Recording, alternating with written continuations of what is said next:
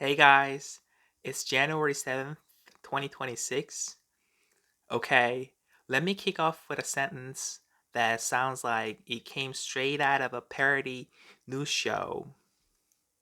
The United States is once again talking about buying Greenland, not partnering with Greenland, not investing in Greenland, but buying it like it's used car. Like, hey, Denmark, love what you've done with the place. How much for the whole thing?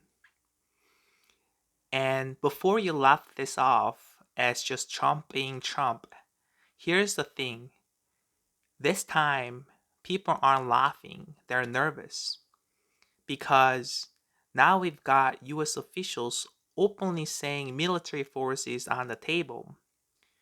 European leaders warning this could literally blow up NATO, and Greenlanders holding signs that basically say we're not for sale, bro. So today, I want to answer three simple questions. First, can Greenland people actually vote on their own sovereignty or independence? Second, why is the US suddenly acting like Greenland is the last slice of pizza at a party? And third, why are America's allies reacting like someone just pulled the fire alarm in the building? Now, first, let's talk about Greenland itself. Greenland is not some empty slab of ice that nobody owns. It's home to about 56,000 people, real people with a language, culture, elections, and opinions. Politically, Greenland is self governing, but it's still part of the Kingdom of Denmark. Think of it like this: they run most of their internal affairs, but Denmark handles things like defense and foreign policy. Now, here's a key part a lot of people miss.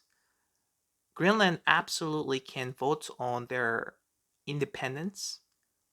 They already have the legal right to hold a referendum and say, thanks, Denmark, we're going to do our own thing now. But here's the catch: independence doesn't automatically mean becoming American. That will require another vote. And spoiler alert, polling shows most Greenlanders are not exactly lining up to get US passports or citizenships. In fact, when this idea popped up last time, one of the most popular protest signs there just said, "We are not for sale." Short, clear, brutal. So when Washington talks like Greenland is a chess piece to be moved around, it rubs people the wrong way because, well, they're not furniture. Okay? So if Greenlanders aren't begging to be bought, why is the US so obsessed? This brings us to the second point, and this is where the ice gets strategic. Greenland sits on in the Arctic, and the Arctic is no longer just ice and polar bears. It's shipping lanes, it's military radar, it's submarines. And underneath all that ice, no, critical materials, rare earths, the stuff that goes into batteries, missiles, phones, satellites, all the things modern power runs on. Right now, China dominates rare earth processing. And the US hates that, like, really hates that.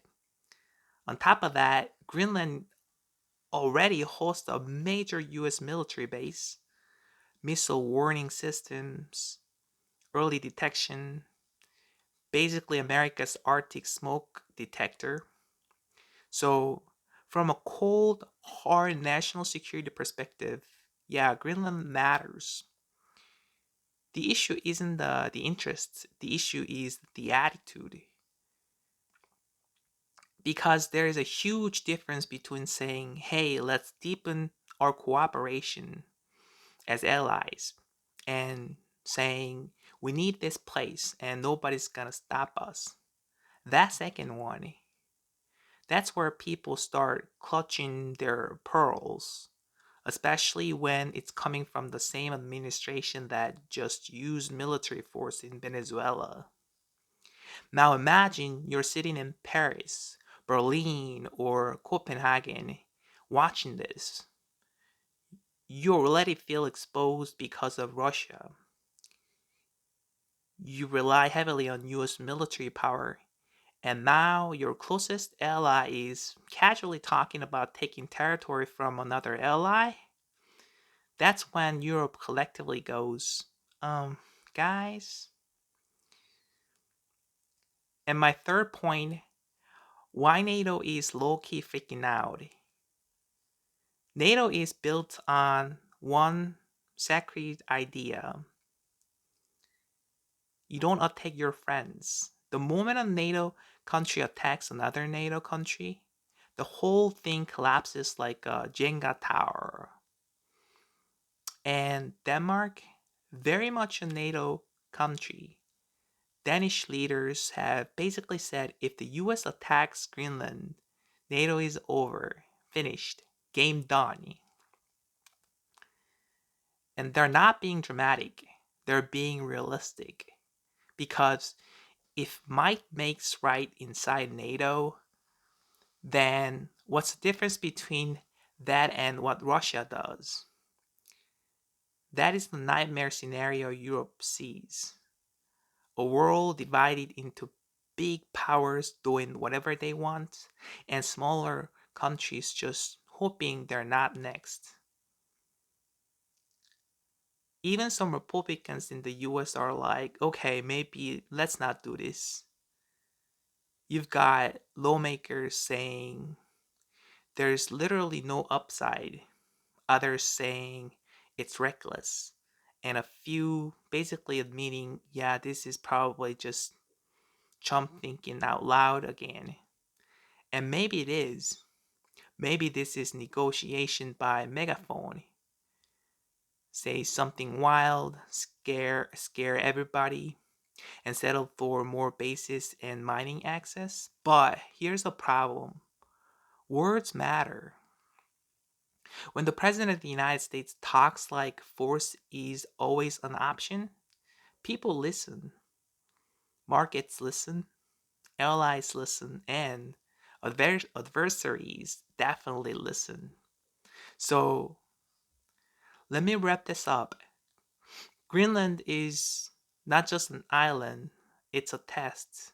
A test of whether sovereignty still means something, a test of whether alliances are based on trust or fear, and a test of whether the future world order is cooperation or intimidation. My personal take, the US absolutely has legitimate interest in Greenland. Security, minerals, Arctic access, all real. But you don't secure the future by bullying your friends. You secure it by making them, want to stand next to you. Because once allies start wondering if they're safe from you, you've already lost something way more valuable than an island. All right, guys, that's it for today. As always, peace out.